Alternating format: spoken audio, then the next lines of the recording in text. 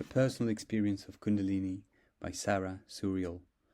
The source of this material can be found in the description below.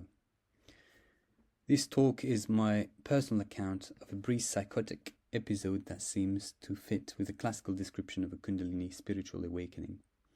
After a long career as a psychiatric nurse, I felt there was something different about my own experience compared to most regressive psychotic states I have witnessed in others. And instead of leaving me ill and damaged, I felt transformed. As a result of this episode, the changes in me include a strong faith in God and an expanded consciousness that allows me to contact other dimensions previously unavailable to me. On reflection, I would now say that it has improved my life beyond all recognition. I am using Roberto Assagioli's 1993 4 critical stages of spiritual transformation to structure the talk. 1. Crisis preceding the spiritual awakening. Assagioli said that in this stage there is often an existential crisis where the person begins to ask about the meaning of life, and I would say this was the case for me. Despite experiencing an outwardly successful life in material terms, I was desperately unhappy inside, and I sensed I was not living life in a way that was right for me. During this midlife crisis, I first left my unhappy marriage and later my demanding and stressful job in nurse education management. Now that my life was not so exacting or busy, I found that some of my unresolved emotional issues were able to surface and to be addressed. One major issue was an unresolved grief reaction I experienced when my 27-year-old partner died in a plane crash when I was 25 years old. As soon as I grieved for him, I experienced my Kundalini awakening. I was 42 years old and I was not ill or taking any medication at the time, and I do not have any personal or family history to explain the crisis. 2. Crisis of spiritual awakening. This is one description of Kundalini awakening by Lee Sanella in 1989. I found in Goff's book on spiritual emergency. Classically, the creative cosmic energy awakens at the base of the spine, travels straight up the spinal canal, and has completed its journey when it reaches the top of the head. Along this route, there are said to be several chakras, or psychic energy centers, which the Kundalini must pass through to reach its goal. These chakras contain impurities that Kundalini must remove before it can continue its upward course. It passes through every part of the organism, removing blocks and awakening consciousness. The entire process can be seen as one of purification and may mark the beginning of a process of enlightenment. My crisis lasted around 2 weeks, with the second week occurring while I was on a trip to Nepal. I was on holiday with a walking group that included a GP and a friend of mine who is a midwife and who is used to dealing with psychotic episodes in some of her clients. I was so well contained that neither of the health professionals noticed I was psychotic. When I told my friends afterwards, she said she had thought I was a little more preoccupied than usual, but she put this down to me probably having things on my mind. The whole thing started with a powerful energy snaking around my body and intense heat coming out of my feet. I was wondering if I was becoming physically ill, but I had no clues as to what the heat and energy might be, and I did not feel unwell anyway. I also found the experience very sexual, with spontaneous orgasms, as pleasurable as the experience was. I was equally confused, frightened, and rather disconnected by the whole thing, rather disconcerted by the whole thing. I felt that I was being interfered with sexually. But how, why, and by whom? On the second night, I had got it into my head that it was my time to die.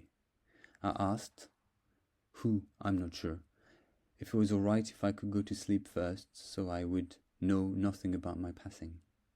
I did feel a bit of a coward making this request, but at the same time I was surprisingly unafraid, as my death just felt inevitable at the time. Needless to say, after a good night's sleep, I was most surprised when I woke up the next day. I also got the general sense that I was not alone and started to see a variety of beautiful colors swirling around my room at night, as well as the most exquisite miniature angels flying around me. I was able to function as usual during the day, but as I was lucky enough to be working for an agency, I chose not to go to work any nursing shifts during this period. Instead, I just concentrated on getting ready for my holiday. I found the whole process tended to recede into the background while I was occupied during the day, only to reassert itself fully when I was alone in my room in the evening and or at night. I also experienced what felt like strange internal physical movements going on, such as something being pushed down my legs. There was no pain or discomfort because of this, but I was again baffled by the whole experience. I would also get strong intuitions about the universe, and at one point I sensed and experienced the magnificent organization and intelligence that surrounds us. Eventually, I felt my crown chakra open and saw a massive white light surround me.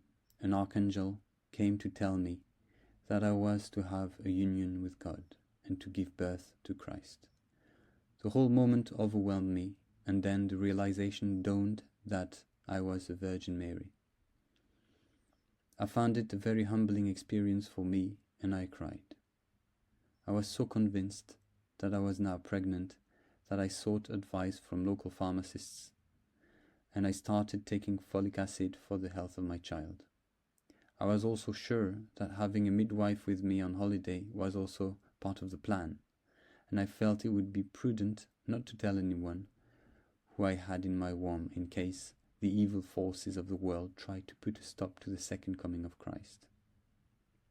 On reflection, perhaps keeping quiet about the whole thing was to my advantage, as it meant I was left alone to go through the psychotic process without any medical intervention of any kind.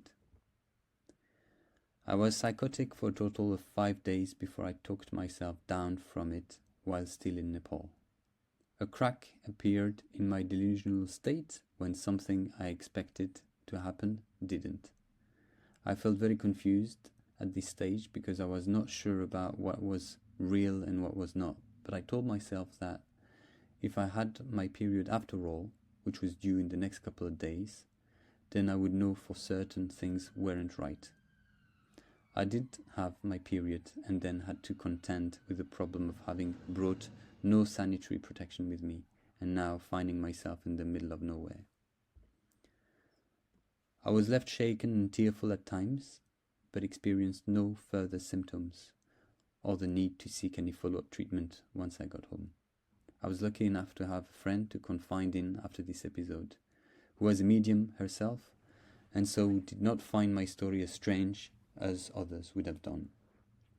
She herself has experienced a near-death experience that has had a lasting effect on her life. I also went back to work and thought to myself that I certainly would not have discussed it with my colleagues in psychiatry under any circumstances at the time. I'm just grateful I didn't have to, and that's saying something considering I'm in the same profession myself.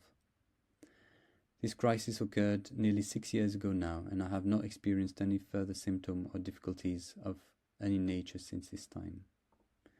It's clear to me now that the pattern of my experience was recognizably consistent with my chakra opening up one by one from the root to the crown. The sexual experiences, for example, were the result of the energy reaching my second sacral chakra. It's interesting to note that Nelson, in 1994, argues that Kundalini is intimately connected to sexuality, which he said must be directed towards higher purposes, and Marion, in 2000, discusses the Kundalini vibration as being exquisitely blissful, warm, intelligent, and dazzling. He goes on to say that even sex pales in comparison to the energy pleasures we feel by means of our inner senses. I would certainly second that. Wilber in 1993 argues that the most dramatic awakenings are those that are spontaneous and usually unsought and he said that spontaneous awakening of Kundalini can be psychological dynamite. The symptoms of Kundalini also seem to vary considerably from person to person, depending on the area of the mind and the body where a person is blocked. Having said that, the process is also part of a predictable pattern. According to Sanella, in 1989, any negative effects that occur during Kundalini are a result of resistance to purification rather than due to the process itself. Comparing it with other types of regressive psychosis, he said that people with Kundalini elements are more objective about themselves and interested in sharing what's going on in them. Sensations of heat are also common in Kundalini and rare in other psychoses. Lukoff, Liu and Turner in 1996 add that those in the midst of a spiritual emergency with psychotic features usually have a good pre-episode functioning, acute onset of symptoms with duration of 3 months or less, stressful precipitant, and a positive exploration attitude towards the experience. Scotton in 1996 feels that the best course is to assess the level of functioning and the spread of the psychosis. If the dysfunction is circumscribed to Kundalini content and experience and the previous history is negative to psychosis, then support with minimal drug intervention is needed. He also recommends seeing a yogic teacher familiar with the phenomena. My instinct to keep away from medicine and to talk it through with someone with some knowledge of the spiritual world was right after all. I find it interesting that I also shied away from seeking help within the church. In fact, it seems that anyone in my position is hard pushed to find someone available who has the right knowledge and experience to support the spiritual process without the danger of misunderstanding and interference with the outcome. 3. Reactions following the spiritual awakening. Assagioli talks about a painful loss of an exalted state in the aftermath of an awakening. I would not say this was quite so in my case, because I was never really the same after my experience. Although I had experienced a brief psychotic episode, it was not too difficult for me to accept this, and I thought that after years of nursing others, it was perhaps just now my turn to be unwell. However, the newfound paranormal abilities which remained with me after the episode were more difficult to come to terms with. Now, I felt different to other people who probably would not understand me even if I told them about it anyway, and this made me feel uncomfortable. Sadly, I even felt like a freak at times. Thankfully now, I would not be without it all, and I see it as a wonderful gift and a grace from God. 4. The process of transmutation. This is a process of assimilation and integration of a new spiritual energies. Although the acute aspect of this crisis happened over a 2-week period, I would judge that the whole process continued on for further 2.5 years. It culminated in my heart chakra opening, which I now understand to be the ultimate purpose behind the Kundalini rising anyway. Interestingly, when my heart finally opened, I suffered from pleurisy and was quite ill for 6 weeks. Jim Marion, in 2000, former Catholic monk, mystic, and attorney, discusses Kundalini in relation to the path we're all on to reach the highest level of human spiritual development or enlightenment. He looks at 7 levels of consciousness of the human personality and then 2 further levels that he argues are the consciousness of a human as a realized divinity. That is, the causal level and the non-dual consciousness. He explains my type of experience as relating to the 6th and 7th level of psychic and subtle consciousness respectively. The entrance to the psychic level is often dramatic, taking the form of a conversion experience. At this level, the person is more consciously aware of information coming from the beyond the 5 physical senses and is making use of extrasensory perception. The paranormal abilities I refer to include clairsentience or sensing, which, as Marion said, is the ability to sense the spiritual energy in a church or negative energy in a dangerous place. I can now pick up energies around me, both from in this world and from spirit, whether they are earthbound spirits or from the spirit world beyond this dimension. I can now also hear, clairaudience, and sometimes I see flashes or images too, clairvoyance. At this level, Marion also points out that regular peak experiences are also a feature he calls nature mysticism or cosmic consciousness.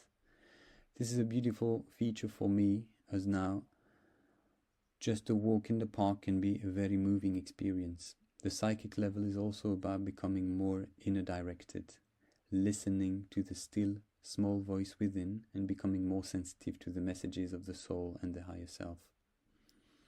I now know that my higher self has been relating to me ever since I had the episode, but it has taken me a long time to work out the specific feeling for my higher self gives me when it does. It is a welcome addition to my decision making about what I do in life, but it's not always easy, as at times I feel called to do things that otherwise I would not really choose to do. I feel that the psychic level became established during the 2-week crisis period, when the Kundalini or subtle energies also peaked. But it took a further 2.5 years for me to begin to become established at the subtle level. Marion argues that living at the subtle level cannot be done without the transmuting of a sizable part of our often unconsciously held negative emotions and mental vibrations.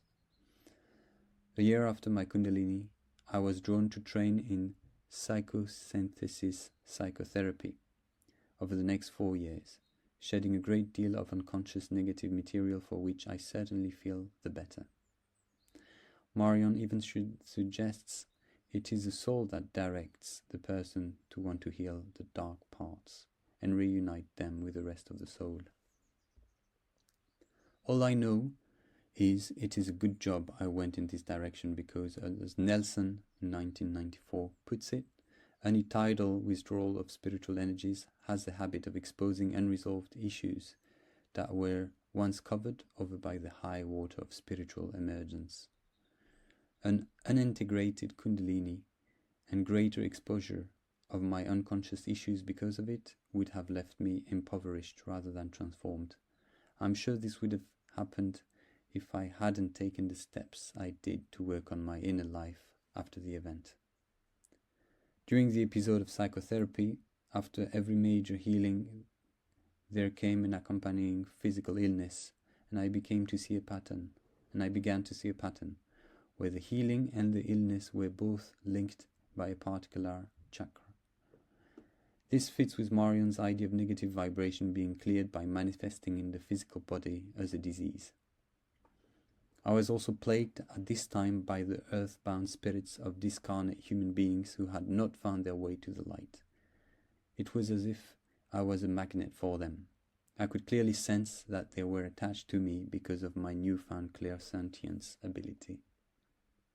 The process of Kundalini is intended to develop compassion in a person in an ongoing, comprehensive and universal sense. According to Marion, our heart center opens up and we begin to know what love means. I was privileged enough to experience these qualities of love and compassion while I briefly experienced myself as the Virgin Mary. Mary had enough love for the whole world and she loved every single person in it. Perhaps it is the closest I will ever get in this life, at least, to experiencing what it is to be Marion's human as realized divinity. I will never forget my psychotic episode experience, and I consider that it was certainly worth having. Since this time, I have experienced a much deeper level of relationship with myself and with others, including God. Over the last 6 years, I have grown even closer to Mary and Jesus to the point I only have to think about Christ, and I weep. Marion, of course, describing this path for Christian in particular, but it does relate closely to me. When he said that at the subtle level, our inner identification with Jesus as Christ comes ever more quickly into fulfillment. He also said at the subtle level, we gain immediate contact with our guardian angel and Jesus himself. I started to pick up angelic energies about a year ago after the final major healing I experienced in the 4th year of my psychosynthesis course. My guardian angel introduced himself to me in July 2006, and I have now had direct communication with Jesus himself. From this, I gauge that the subtle level has finally arrived and established itself within me. I also find my way 2 years ago to the White Eagle Lodge. I find that this organization has helped me to accept and integrate my experience because they believe in and teach about the invisible life that has become part of my day-to-day existence. I have found it vitally important to have my experience validated by others who I consider to be sound, trustworthy, in touch with reality and with a good track record, or I would have been in danger of becoming isolated by my changed reality and worse still, left feeling that I was mad. The White Eagle Lodge also provided meaning around the episode itself, which helped with the process of integration. According to White Eagle 2004, the Kundalini creative power or life force is a feminine power, or the Divine Mother, and is housed in the root chakra. When this power rises and meets with the male or Divine Father in the crown, through the impregnation of these two forces, the Christ child is created in the heart center. He also warns that if the power rises without love in the heart, it is the greatest enemy that humanity knows, as it can stimulate the worst in a person. Kundalini is really a beautiful love story and something that is integral to all our lives.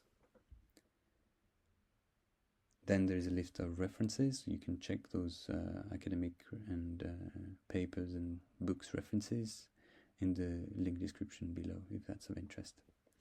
Thanks for listening.